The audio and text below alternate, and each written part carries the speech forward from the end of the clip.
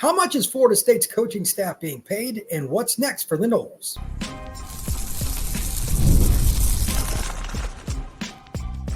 You are Locked On Seminoles, your daily podcast on the Florida State Seminoles. Part of the Locked On Podcast Network, your team every day. Welcome back into Locked On Seminoles. This is Brian Smith. Thank you for checking out Locked On Seminoles today and each and every day. I truly appreciate you stopping in to talk some Noles with me. I just want to do a rundown based on the information that was recently placed out there, and thanks to the Tallahassee Democrat for this, of all the contracts for the coaching staff for the Noles, including Mike Norvell. Just want to go through them with you. After I do, I'll take a little short break, and then I'll break down some of the things you need to know about replacing some of these guys.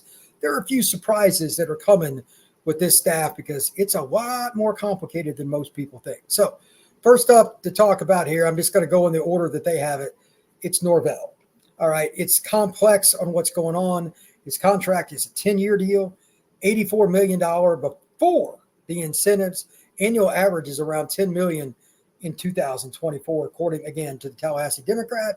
So that's a lot of money. If you're wondering why he's not likely to be fired, that is the reason. I'm not saying he's not deserving, because I'm wholeheartedly in that he should be fired.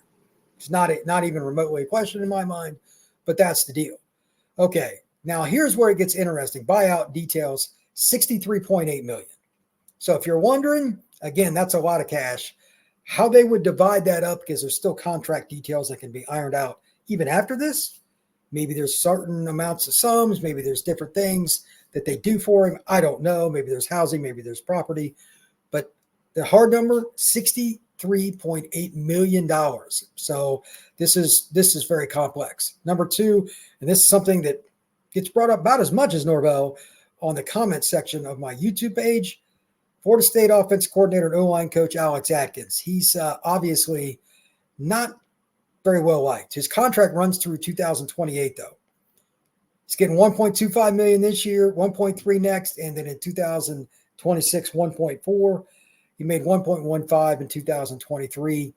I don't think that it's very likely that he'll be back, but that's a lot of money to go through. I don't know what his buyout is. It's not listed, but that's a lot of cash. Fuller. Adam Fuller is making 1.8 this year, next, and the one after. He made 1.2 last year, and previously he was in line to make 1.3 this season. So he's gotten a bump after last year. Special teams coach, John Papachis. I'm not sure how you pronounce that. My apologies if it's wrong. This year, $750K. Next year, $800,000.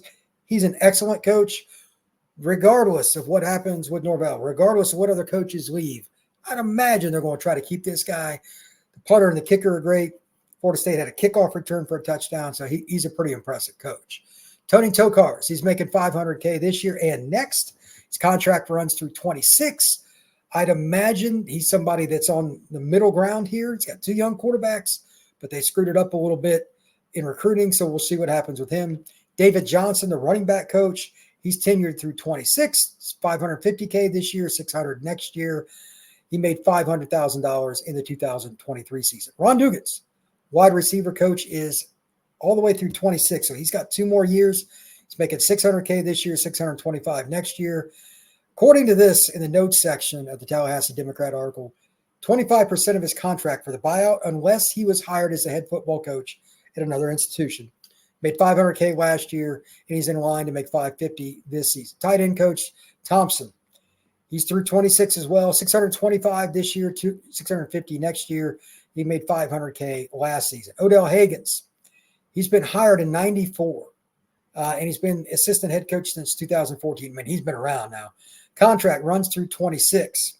He's making $667.75 this year, and it's the same in 25. I don't know for sure if that's a situation where just because he signed through next year, is he done after next year? Like, they haven't re-upped him. I don't know what the deal is with that, but that's the first one that's only through 25, according to this. Randy Shannon, he is signed through 26. He made $650K this year, $675 next year, made $600,000 last year. Patrick Surtain is making $700K this year, made $750, or will make $750 next season. He made $400K last year, so he got a big bump. And okay, well, $500K this year is what it says in one place and $700 in another. So I'm not sure which one it is. That's some kind of typo, but he's making $750 next year. They're paying him good.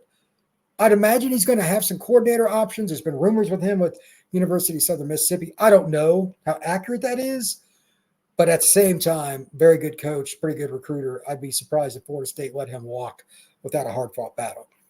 Okay, this is where it kind of gets interesting. I want to take a quick break and explain why some of this is complex, because timing is everything. And if Florida State does not act accordingly, get their ducks in a row now, even before the end of the season, they could pay a price down the road. Get ready to tackle the NFL action with FanDuel, America's #1 sportsbook. Right now, new customers can bet $5 and get $150 in bonus bets if you win. The FanDuel Sportsbook app gives you everything you need to place live bets on the NFL all in one place. So when you get a hunch in the middle of the game, you can check on the latest stats, live play-by-play, and so much more on the same page where you place your bets. Visit FanDuel.com to join today. You'll get started with $150 in bonus bets if you win your first $5 bet. That's FanDuel.com. Never waste a hunch and make every moment more with FanDuel, an official sportsbook partner of the National Football League. Have you ever heard the phrase, timing is everything? Florida State needs to get all of its business in order. If they know somebody's leaving, some of these conversations take place behind closed doors in advance. It's not shocking. You find out one way or the other through just open communication, open door policy. Call somebody and tell them, hey, we'd like to have you, or you maybe need to be looking. I don't know what the best business is. There's an AD that's been at Florida State for a few years. They all know him. You got to go through this process. And here's the big thing. If you're going to lose somebody, let's just hypothetically say they're going to get rid of Atkins, not a shocker. Well, the guys, even if you're telling them, hey, we would like you to stay as assistants, they're going to want to know who that next coordinator is on the offensive side of the ball. Rightfully so. You've got to get that stuff done as soon as possible because their phone's going to be ringing and they can have a guaranteed option somewhere else where they know who the coordinator is. Very, very touchy. People want security. Families want security. They want to know where their money's coming from because this is a rare job and they got pride. Florida State cannot waste time. If they're going to keep Norvell, if they're going to get rid of Atkins and or Fuller, they got to know 100% who they're bringing in really fast. Here's the one caveat with that. Depends on how you want to define this, but because of background checks, it can take 2-3 weeks. If this guy's coached in 2-3 states in the last 5 years, which happens, maybe they coached with the Falcons, and they took a job in the ACC somewhere, and then they ended up at Florida State. They've been in 3 states in the last 4.5, 5 years. That's not going to be a friendly background check. It's going to take a while. So you got to be able to communicate with the coaches on your staff that you want to keep. Maybe they have some kind of conversation, but it can't be official until it's official. So these coaches could still go somewhere else if they know they're accepted there and they're ready to just take one guy, and it's that coach from Florida State. It is complex. Football is that way in general. You got to get ready for it and be prepared. That's all you can do. It's never smooth. That's okay. Not saying it has to be, but you need to be prepared for the worst. That way, anything else that comes out of it is a bonus, and you get your coaches aligned as soon as you can to do the right thing. Florida State football is going to get better after this year, in my opinion, after the coaching searches are over, however many there are, but they've got to do it the right way to maximize. And with that, once again, thank you for making Locked On Seminoles your first listen each and every day. I truly appreciate you stopping in and talk some Noles with me. Please hit that like button, that notification bell, and subscribe to this podcast. Rate and review, share it, and if you're on YouTube, comment. I'm curious to hear what you have to say.